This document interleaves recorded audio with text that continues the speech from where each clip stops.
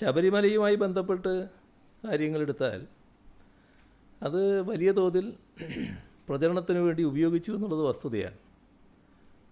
ആ പ്രചരണം BJP നടത്തിയിട്ടുണ്ട്, കോൺഗ്രസും UDF നടത്തിയിട്ടുണ്ട്. ഇവരാരാണ് കൂടുതൽ നടത്തിയതെന്ന് മാത്രമേ പരിശോധിച്ച് നോക്കേണ്ടതായിട്ടുള്ളൂ. അതിനെ ഒരു പ്രത്യേക രീതിയിൽ ഉയർത്തുന്നതിനാണ് അവർ ശ്രമിച്ചത്. പക്ഷേ ഇതിൽ വ്യക്തമാകേണ്ട കാര്യം ഇതിനോട് സംസ്ഥാന സർക്കാർ സ്വീകരിച്ച സമീപനമാണ്. സംസ്ഥാന സർക്കാരിന് ഇക്കാര്യത്തിൽ ഒരു തരത്തിലുള്ള ആശയക്കുഴപ്പവും ഉണ്ടായിരുന്നില്ല. ഏതെങ്കിലും തരത്തിലുള്ള തട്ടിപ്പുകൾ നടന്നാൽ അതെവിടെയായാലും ആ തട്ടിപ്പുകൾക്കെതിരെ ശക്തമായ നിലപാട് സ്വീകരിക്കുക എന്നുള്ളതാണ് സർക്കാരിൻ്റെ പൊതുവായ നിലപാട്. ഇവിടെയും അതുതന്നെയാണ് ഉണ്ടായത്. അപ്പോൾ ഈ കാര്യത്തിൽ പ്രത്യേക അന്വേഷക സംഘം വരിക എന്നതിനോട് സംസ്ഥാന സർക്കാരിനും പൂർണ്ണ യോജിപ്പാണ് ഉണ്ടായിരുന്നത്. ഹൈക്കോടതി പ്രത്യേക അന്വേഷക സംഘത്തെ നിയോഗിക്കുന്ന നിലയുണ്ടായപ്പോൾ അതിനെ പൂർണ്ണമായി പിന്താങ്ങുന്ന അവസ്ഥയാണ് സർക്കാർ സ്വീകരിച്ചത്. ആ പ്രത്യേക അന്വേഷക സംഘം ഫലപ്രദമായ നടപടികളാണ് സ്വീകരിച്ചു വരുന്നത്. പക്ഷേ ഈ പ്രത്യേക അന്വേഷക സംഘം വന്ന ഉടനെ തന്നെ അത് ശരിയാവില്ല, ആ അന്വേഷക സംഘം അന്വേഷിച്ചാൽ പോരാ, അത് CBIക്ക് വിടണം എന്നൊക്കെ പറഞ്ഞുകൊണ്ട് ചിലരെന്ന് പറഞ്ഞാൽ പ്രത്യേകമായി UDF നേതാക്കൾ, കോൺഗ്രസ് നേതാക്കൾ ആവശ്യം ഉന്നയിക്കുന്ന സ്ഥിതി വന്നു. പക്ഷേ നമ്മുടെ അനുഭവം എന്താണ്? വളരെ ഫലപ്രദമായി ആ അന്വേഷക സംഘം പ്രവർത്തിച്ചു എന്നുള്ളത് തന്നെയാണ്. അവർ കൃത്യമായി കാര്യങ്ങൾ കണ്ടെത്തിയിട്ടുണ്ട്, അതിൻ്റെ ഭാഗമായുള്ള നടപടികൾ സ്വീകരിച്ചു പോകുന്നുണ്ട്. അത് നമ്മുടെ അന്വേഷണം ഇനിയും അതിൻ്റെ വഴിക്ക് മുന്നേറട്ടെ എന്നുള്ളത് തന്നെയാണ് സർക്കാരിൻ്റെ കാഴ്ചപ്പാട്. ഇത് പൊതുവെ ജനസമൂഹം നല്ല രീതിയിലാണ് വിലയിരുത്തിയിട്ടുള്ളത്. ഇപ്പോൾ സാധാരണഗതിയിൽ ഇത് ഏറ്റവും കൂടുതൽ പത്തനംതിട്ടയിൽ ആണല്ലോ ബാധിക്കേണ്ടത്. അതിൽ പന്തളം നമുക്കെല്ലാവർക്കും അറിയാവുന്ന പ്രദേശമാണല്ലോ. ശബരിമലയുമായും ബന്ധപ്പെട്ട ഒരു സ്ഥലപ്പേരാണല്ലോ പന്തളം. ആ പന്തളത്തെ നഗരസഭ തദ്ദേശ സ്വയംഭരണ സ്ഥാപനം നേരത്തെ BJPയുടെ കയ്യിലായിരുന്നു.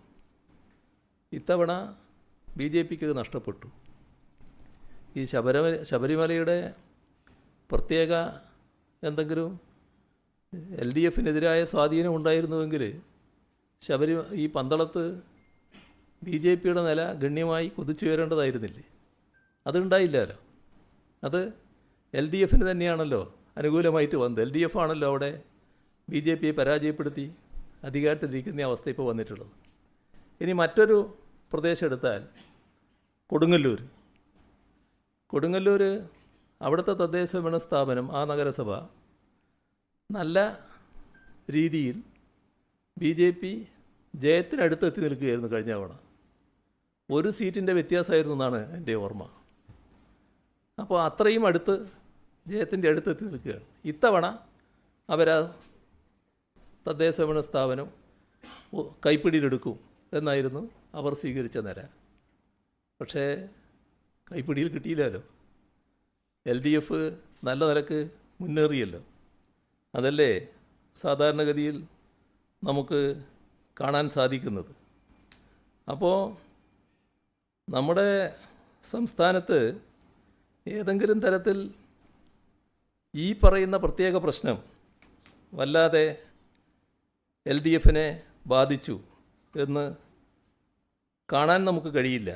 അതാണ് കാണേണ്ടത്. മറ്റൊട്ടേറെ തദ്ദേശ ഭരണ സ്ഥാപനങ്ങൾ BJPയുടെ കയ്യിലുണ്ടായിരുന്ന തദ്ദേശ സ്ഥാപനങ്ങൾ ഇപ്പോൾ LDF ആണ് അവിടെ ഭരിക്കുന്നത്. LDFനാണ് ഭൂരിപക്ഷം കിട്ടിയിട്ടുള്ളത്. അപ്പോൾ നമ്മുടെ സംസ്ഥാനത്തുണ്ടായിട്ടുള്ള പൊതുവായ സ്ഥിതി ഇതാണെന്ന് കാണണം.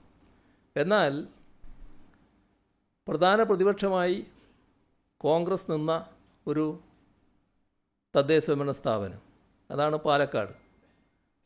BJP ആയിരുന്നു നേരത്തെ അവിടെ കോൺഗ്രസ്സാണ് പ്രധാന പ്രതിപക്ഷം. അവിടെ ഇത്തവണയും BJPക്ക് തന്നെ ജയിച്ചു വരാൻ കഴിഞ്ഞിരിക്കുന്നു.